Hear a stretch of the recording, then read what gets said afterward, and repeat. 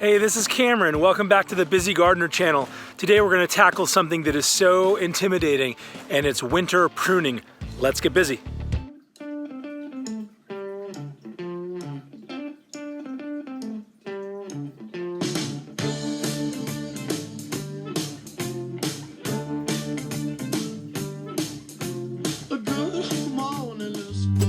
What are you saying, kiddo? What do you want to do?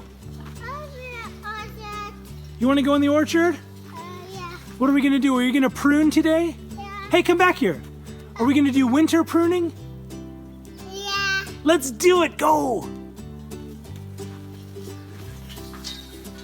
Oh man, guys, pruning is hard. It's really intimidating.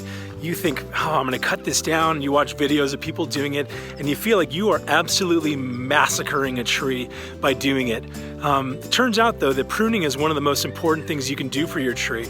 It removes areas that are going to be problem areas that are going to introduce disease. You're going to encourage growth in a direction that you want. You're going to allow, for example, like with this crazy pomegranate, look at this. It's just going to grow up and be totally crowded out. I want very defined and clear branching. So it's something that is necessary, and it doesn't have to scare you. You'd be amazed at how resilient your trees are if you're pruning them. Tom Spellman of Dave Wilson Nursery, he has a saying. He says, look, if you're having to think about making the cut, just make the cut. It's not going to be as big a deal probably for your tree as you think. There are two main times to prune. One is in the summertime to control the height and the overall size and vigor of the trees. And then the second time is the winter. And the winter is when you can see all the detail. You can really see clearly the structure and what each of these branches is doing, and it's not all obscured by a bunch of foliage. This thing, I'm going to show you, give an example of what that looks like when it comes to this beard. Summer pruning versus winter pruning. So stay tuned for that. But let's take a look at some of these things. There are 5 things that you want to be looking for that will get you started with pruning. Things that are going to help the overall health of your tree. But there are 5 things initially to look for. You want to cut off any branches that are dead, that are dying, that are diseased, that are damaged, or that are deformed. Now, that doesn't really go in terms of creating an open canopy and some of these things. We're going to get to those in a little bit, but I'm going to show you examples of what those 5 Ds look like on a real tree. You keep coming over. Did you want to be in this video? Yeah. Where are you going? Where are you going, kiddo? We're going to look right now at a great example of a dead branch or a dead twig and what that looks like compared to others that are healthy and alive. Coming up on my 2-in-1 planting here of cherry, here I've got a Lapin's cherry and here's a Royal Rainier cherry. And so we're going to look and see on this tree there are a couple of examples of dead and dying branches that we can take a look at. And so if we look closely, you see that the healthy ones have, they look very full, they look very brown, and you notice that that's a much different color than, let's say, this one here, which is shriveled up. You can see the bark is kind of withdrawn on itself. Doesn't quite have the same. The other one, even just touching it, feels soft and silky, and this one feels rough and coarse. And so just by looking at the difference here in this tree, and actually if I look at this entire branch, this looks, one easy way to do it is if you just find a piece and just, if it breaks like this, then you know that you're dealing with some dead parts of wood here. So if we're looking at dead wood, it looks like everything on this up here. So it's very possible that this entire branch, these are definitely dead. These are definitely dead. So we would cut this off and we would cut this off. Now the question is this part dying? And it might very well be. I'm looking and seeing some evidence here of that shrinking trunk. Trees want to grow, they want to expand. And so when you see shrinking, that's a bad sign. This same Royal Rainier cherry has a great example of damaged wood. Do you see it? Have you spotted it yet? If you look closely here, you see that it is totally just broken. You can see all the way on the inside of the wood, busted open. And so this is a great example of something that should also come off. Maybe I'm going to cut it right here. The branch underneath it looks like it's looks okay. So I'm probably going to make the cut right here and prune that off. Now, I'm not a plant pathologist, so I don't know exactly how to identify disease specifically. There are some pests in that I know, like on citrus leaf miner, on avocado, what those persea mites look like. But so when I see damage on something like a cherry or something like a anything else really. I have unless it's very evidently damaged, I can't tell quite if there's a disease. But these are things that you can look up or take to your local extension, your agricultural extension from your county, and see if they've got some more information on it. But here's an example where at the very least it's damaged, and it might also be diseased and isn't looking good, and I'm probably going to cut it off. I'm going to show you right here on this mini royal cherry right here, a really great example of an area that is either diseased but definitely damaged. So looking in here, this entire branch, can you see it? In a number of areas, it is totally just busted open. You see that it's oozing stuff, it's exposed, the bark, it's oozing juice right there. Here it's totally wide open. And so this, to me, even if it's not an actual disease, is definitely damaged. We're seeing some dieback on these branches over here. While this kind of looks like it might be healthy over here, I'm just really uncomfortable with having this on the tree and concerned that if there's a disease or some sort of pathogen, that it would make its way down. So I'm probably gonna come and cut this right here. That's gonna take off this piece of it. It's gonna leave a bunch of remaining canopy for me to grow out. It's just gonna remove that one spot. We're gonna look at some techniques on how to take those off in just a little bit. So this is the fun part. This is the freak show. We've looked at dead, we've looked at damaged, we've looked at diseased, and we've looked at dying. And so all that is left is to look at those that are deformed. And there are any number of those. Now, what I'm gonna consider to be deformed are a couple of things. One, if there's something that is totally misshapen, I'm gonna call that something as misshapen or is going somewhere we don't want it to go. And so if there are two branches that are rubbing, that's an example of something that I would cut one of those two off. If there's obviously one that's just shaped really, really weird, we're gonna cut that off too.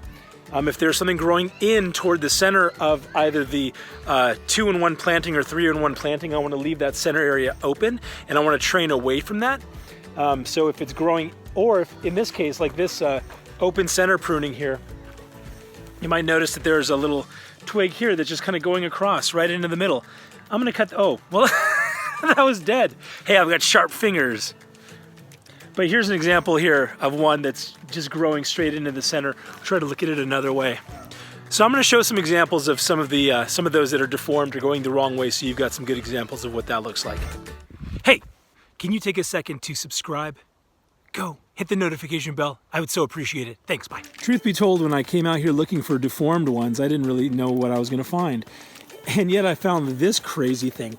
Look at this thing on this cherry, on this Royal Lee cherry. Look at that weird thing. Have you ever seen something? It almost looks like two stems have gotten absorbed into one. You see that? How weird that is. And then it curves up at the top. That's totally weird. And then here it's like some sort of strange fork down there. Maybe this is a new type of species or something. Oh, it's gonna kill me now. If this were growing out of the tree, I probably would leave it just to see what happened. But because it's growing into the middle of the tree, and I'm going for an open center pruning, I want it all open in here so lots of light is able to come in. I'm gonna prune that out. But this is an example where if this is just weirding you out too much, this is deformed. Who knows, this doesn't seem like it's something that would ever develop into a nice structure because of this weird curve. That would be a great example of something to cut out. So I'm gonna come down here later and cut it straight out. It's a bummer though, because there are all of these buds on here. It's totally loaded with buds.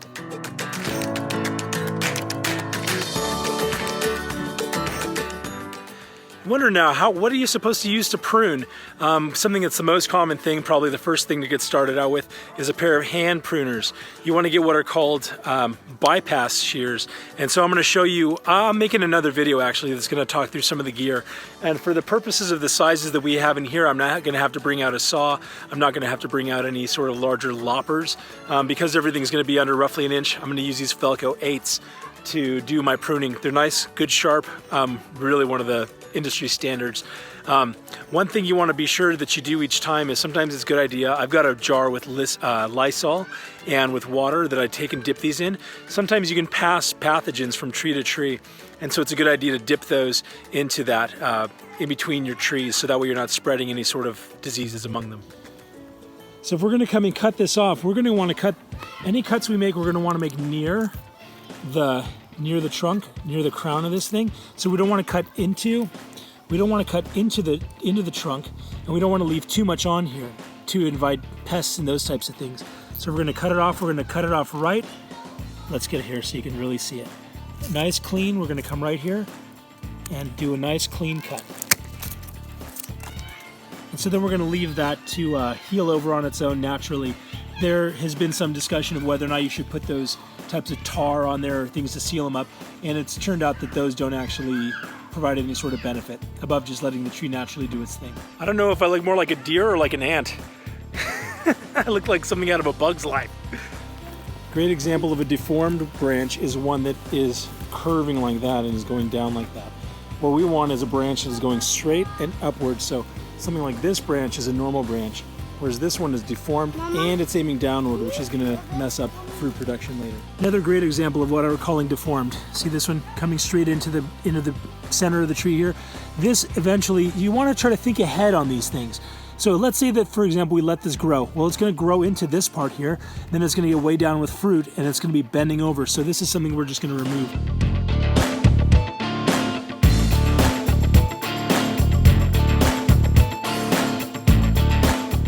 So I so appreciate you tuning in today.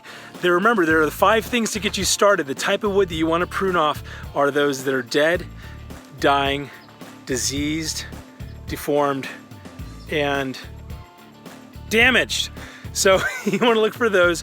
You're also, remember, you're going to be pruning for structure as well. As a general rule, you want to create openness so that air and light can make its way through your canopy.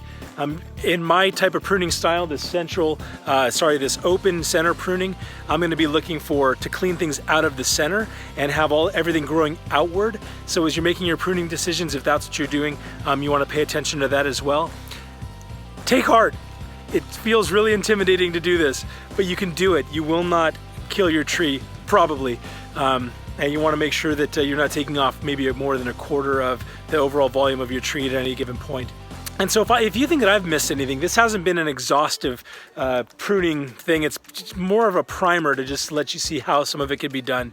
But maybe you've got some suggestions. What did I miss? Put that in the comments below. Yeah, if you've got any ideas for future videos as well, I'm going to put some links in also to the gear that I use. So appreciate you tuning in. If you'd like to subscribe, we'd love to have you. If that's not your thing, that's okay too. Keep it up. Until next time, stay busy.